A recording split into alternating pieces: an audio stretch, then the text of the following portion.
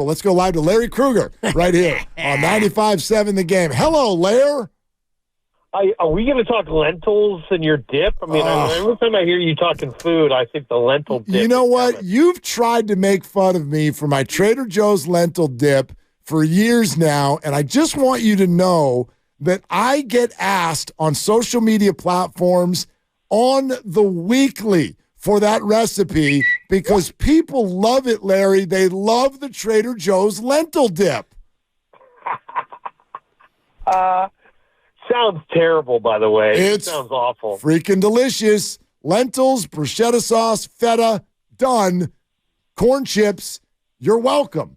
That's the way it goes, okay? Anyway, you can do that on your own. Meantime, Larry, you drove all the way to Santa Clara to ask all of the tough questions. And, what about Christian McCaffrey's usage? Where do you think this is going for the rest of the year? Well, you know, it's funny because Shanahan kind of dodged that question. I asked that yesterday. I mean, you know, he's on pace for 400 touches. He's not going to touch the ball 400 times this year. And I asked Kyle, hey, is this, you know, just the way you want to start? And he was like, yeah, you know, he's our running back. We throw it to him. We like his usage. We're fine with it. We'll see how it goes. Like that was basically it.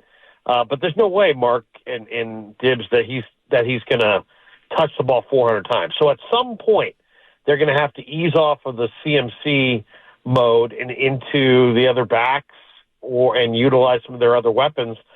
Otherwise, they're not going to have a healthy CMC come playoff time. Is there a certain number of carries? Is it number of carries for a year or number of carries per game that has you concerned or that you think a team would want to shy away from? Because McCaffrey's had a season already where he had 400 touches in a campaign. Yeah, no, I mean, and some teams, Dibs, have to do it, right? Like Dallas is a one running back team. They got Tony Pollard, and their other backs are a dramatic step back. But the 49ers are not. So it's really more just about, I mean, I actually, you know, I've felt this way since the end of camp, but listening to Peter King with you guys, you know, King was right last week or earlier this week when he was saying spread the ball around. You know, spread the ball around. You got J.P. Mason. You got Elijah Mitchell. You got other guys. Utilize your other weapons. I'm not saying don't use CMC. I'm just saying, I would say anything over 350 touches is going to be a. You know, you just want to make sure that he's there in the playoffs. If he's not there in the playoffs, your odds of winning the Super Bowl go down. Well, let me ask you about that. Use your other guys. Why doesn't Eli Mitchell look good this year? What's going on? That's a great question. He doesn't look good this year, does he? And he's only really had one good run, and he didn't look good. I didn't think he looked great in camp either. I mean, I'm not sure if it's the wear and tear, if it's the injuries that he's had, but it's a good question. He also might be kind of a rhythm back who's not in rhythm. And, you know, maybe if you give him some touches, maybe he'll get into that rhythm. Because I've only seen a couple of good runs from him in the last couple of months. Yeah, and the Jordan Mason question, I think, is equally, for me, interesting in terms of why don't they use him more? And part of it, too, Larry, is when they use Jordan Mason, it seems like they don't use Kyle Juszczyk as much. Is Jordan Mason the kind of runner that doesn't need a fullback as a part of the normal 21 personnel? Well, I mean, you know, you can use him as a one back. You can use him as a halfback. I mean, he's operated only out of the halfback stance. I haven't seen him at all in the fullback role. No, I think he can be utilized in a two-back system for sure. I just think that, you know, there's a little bit of a trust that goes into getting on the field as a running back in this organization. And the gatekeeper of the playing time is Bobby T. And if you don't win over Bobby T, you don't hit the field. And then you mix in a couple untimely fumbles in camp, and maybe that has a little something to do with it. But, I mean, this kid is ready to bust out. He's 230 pounds. He runs like the wind. He can make full-speed cuts. I mean, he's a really exciting talent that I think they need to get out on the field quick. Larry Krueger with us here, Willard and Dibs, 95.7 The Game, talking 49er football as we head into the weekend. Larry, I saw you reacting also to what Brock Purdy said on the Rich Eisen show with regard to being called a system quarterback. What was your read on the way he answered that question? Oh, I thought it was hilarious. He gave the answer. I really don't care, kind of a thing. But then at the end, he showed that he kind of does care by saying, we'll see it when it's all said and done. How it all shakes out. In other words, I'm keeping receipts, and all you guys call me a system quarterback. There's going to be a day of reckoning, and I just think that Brock. He's admitted in the past that even though his focus is team, that he hears the doubters, he hears the detractors, and he uses it as fuel to fuel his motivation. So, I think he admitted last week that he plays with a chip on his shoulder, and he hears those criticisms, and it drives him. And looking back at last week, Larry, and you try to analyze what went wrong, not only for Brock Purdy, the whole offense, they were overwhelmed by Cleveland's front. They applied too much pressure on the run game, certainly, and Purdy as well. But did you see anything from Brock Purdy that gives you pause, not a long-term defect, but reasons as to why Brock Purdy struggled? Well, Dibs, there's no question that he didn't handle the wet football well. I thought the late second quarter is the only thing where I thought he looked really bad. I mean, you can point to the interception, but to me, the two passes that were bad were the one that slipped out of his hand, and then the ball to Kittle on the sideline route where Kittle expected the ball over his left shoulder, and it was far over his right shoulder and kind of fluttered and landed out of bounds. So I thought those were the two worst plays as far as the two worst balls that came out of his hand all day. And I think they were impacted by the rain. So maybe we're finding out that Brock's ability to handle a wet football is not the best. I'll say this, his hand size is right about middle of the pack as far as NFL quarterbacks go. So it's not really that he's got small hands, but he may not like handling a wet football. Larry, what if we ask the question in a broader sense, just about last week's game? It's the first loss of Brock Purdy's career, but take the team as a whole. Did you come away with any concerns from last week?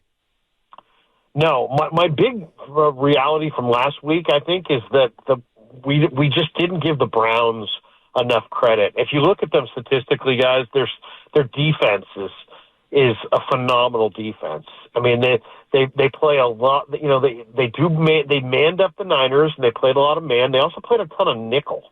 They got it done with their four-man front up front, and then they played a lot of nickel behind. They also have a really unique player in Jeremiah Owusu-Koramoah, JOK, the former Notre Dame linebacker, who's just so good. I mean, he can get deep drops in coverage. You have a hard time throwing it over him. He can bring you to the ground as a solo tackler in space. He can blitz the quarterback. He's a great blitzer. I just think when you have Garrett and Tomlinson played a phenomenal game up front, and then you play a lot of man coverage with maybe the best collection of DBs in the game, and then you can mix in an all-world backer like Koramoah, I just think I think personnel-wise, the Browns have a really good defense.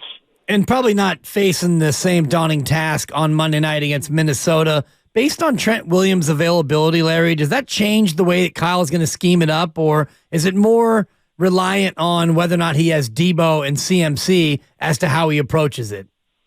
Yeah, it's a great question, but I think he absolutely is going to change things up if he's got to go with Jalen Moore instead of Trent. And by the way, guys, Trent did not practice today, didn't practice yesterday. So I would say the lean is that you're not going to see Debo, Trent, or CMC it much on Monday night. Now this is typical, it's Friday, but we're in a Thursday schedule, so they'll practice again tomorrow. I think we'll have a much better idea tomorrow of what we're going to see Monday night. But right now, I would say it's probably Jalen Moore. And if it is Jalen Moore, I think, if you look at the numbers for Danielle Hunter, he rushes like 75% over the left tackle and 25% over the right tackle.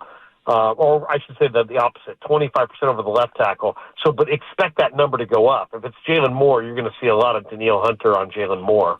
And Moore's not Trent. I'm not telling you guys anything you don't know. So I think the game plan is going to be to have the ball come out fast. I think it's also going to be a run-heavy scheme against Minnesota. Larry, your comment just now, that was interesting. I get it with regard to Trent Williams. but all three of them, you think that it's trending toward at least that all three are not their normal selves or in the game plan the same way? That sounds different than what I'm sort of hearing, at least with regard to McCaffrey. Well, CMC did work out on a side field today, but it was just with a strength coach and the trainer.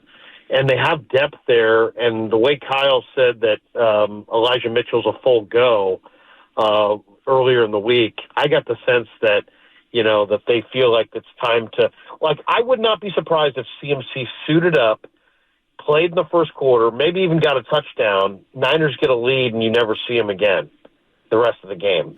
I think there's a chance he goes, but I think right now the heavy lean on Debo and Trent is that they're not going to go. And if Debo doesn't go, what does that do in terms of the pass game? Do they lean more on George Kittle? Because defensively, and you saw it a little bit with Cleveland, a lot of focus and attention on Brandon Ayuk. Do you go to your secondary receiving options, or do you try to use Kittle more? Well, I think you're going to see a lot more of Ayuk. Ayuk kind of, picked a bad time to have a bad game, right? He had 3 drops. Kittle, I think, and I asked Brock, I said, hey, look, you and Kittle hooked up an awful lot last year. We haven't seen that this year. I mean, he did have the one great game with the 3 touchdowns, but he also, his targets are down dramatically from where they were a year ago down the stretch. And he said, hey, it's early. Some of that was predicated on, sounds like Kittle maybe wasn't 100% early. Sounds like maybe they wanted to feature Ayuk and Debo and CMC a little bit early. It's not that the defenses have taken Kittle away, and Brock said there's plenty of time to get him involved, and I think it's likely that he's heavily involved on Monday. Larry Krueger with us here, 95.7 The Game, talking out 49er football. What do you think this one looks like then, bud? What, especially when you factor in what you just said.